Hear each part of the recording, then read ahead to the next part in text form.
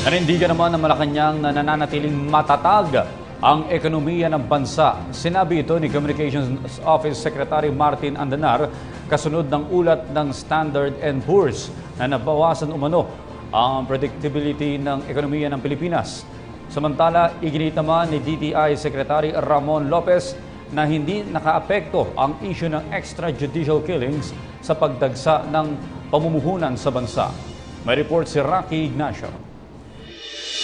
Tiniyak ng Malacanang na nananatiling matatag at malakas ang economic fundamentals ng bansa. Sinabi ito ni Presidential Communications Secretary Martin Andanar sa harap ng assessment ng Standard & Poor's na panatilihin ng BBB investment grade status sa Philippine economy.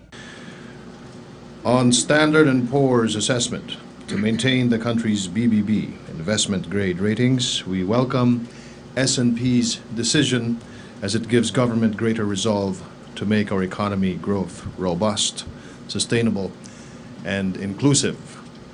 The fundamentals of the economy are solid and strong. We are the fastest growing economy in the second quarter of 2016, and we shall seize this economic momentum to bring about inclusive development to our people. Any hiccups to slow growth or any hiccups to slow down growth will depend on the overall performance of global economy.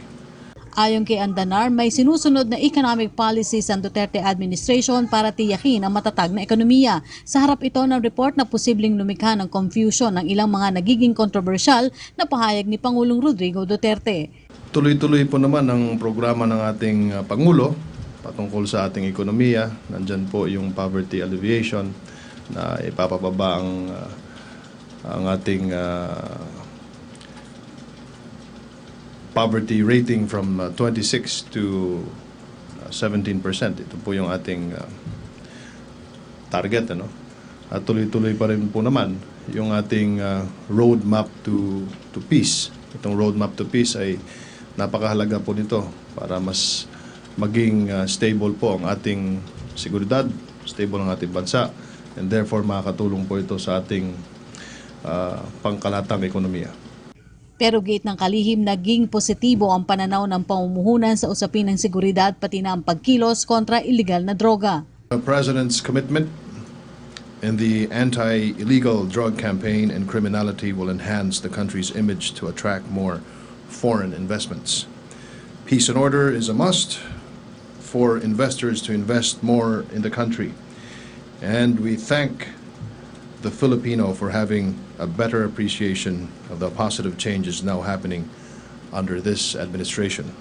As we all know, consumer optimism soared at the start of this presidency.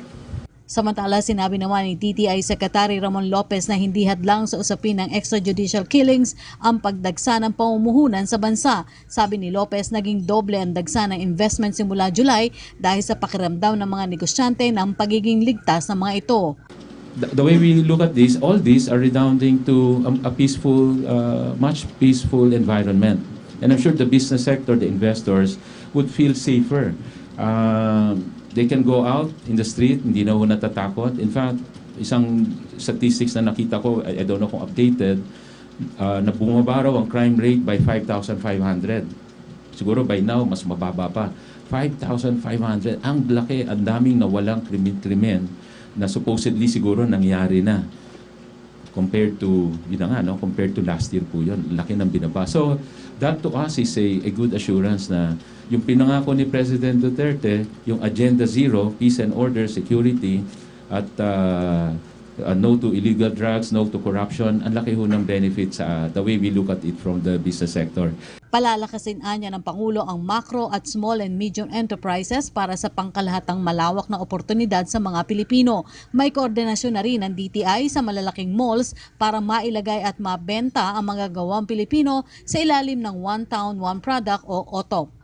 Para sa PTV News, Rocky Ignacio. Ako po si Cathy San Gabriel. Subscribe na sa PTV YouTube channel. I-click lang po ang subscribe button.